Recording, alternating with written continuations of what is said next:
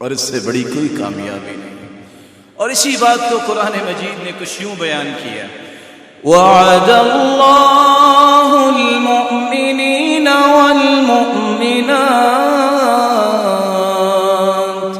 جنات تجری من تحتها الانہار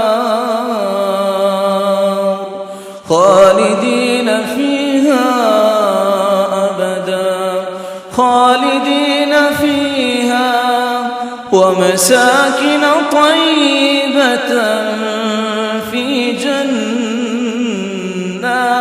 عدن ورضوان من اللہ اکبر ذلك هو الفوز العظیم۔ ایسے مومنوں کے لیے اللہ نے وعدہ کیا ہے، خواہ وہ مرد ہوں یا عورتیں ہوں، جنتیں تو ملیں گی۔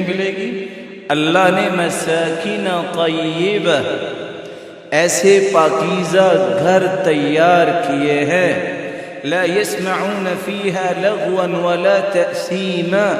آج انسان چھپ کے مسجد میں بھی بیٹھ جائے تو پھر بھی آخر اس کو گھر تو جانا ہی ہے۔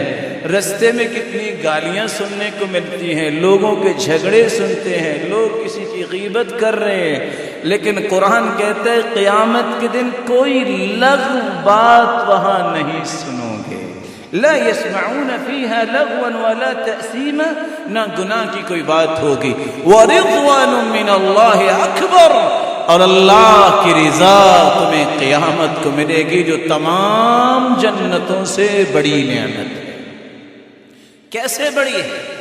رسول اللہ صلی اللہ علیہ وسلم کا فرمان ہے، يدخل اہل الجنة الجنة جردا مردا كأنهم مكحلون ابناء 33 جنتی جنت میں جائیں گے 33 سال کے گبرو جوان بن کر، خواہ کوئی بڑھاپے میں فوت ہوا، کوئی بچپنے میں لڑکپن میں فوت ہوا، 33 سال کے گبرو جوان، آنکھوں میں سرما لگایا تو نہیں ہوگا لیکن سرمگی آنکھیں ہوں گی، جردن جوان ہوں گے، جس طرح ایک کڑیل جوان ہوتا ہے، آدم کے قد ہوگا، حسن یوسف عطا کیا جائے گا، جس کی روایت دوسرے یہ الفاظ بھی بیان کرتی ہے، تضیء وجوہہم اضاءۃ القمر لیلۃ البدر، 14ویں رات کے چاند کی چمک اور دمک جس طرح ہے، ان سارے لوگوں کے چہروں کو چمکایا اور دمکایا جائے گا۔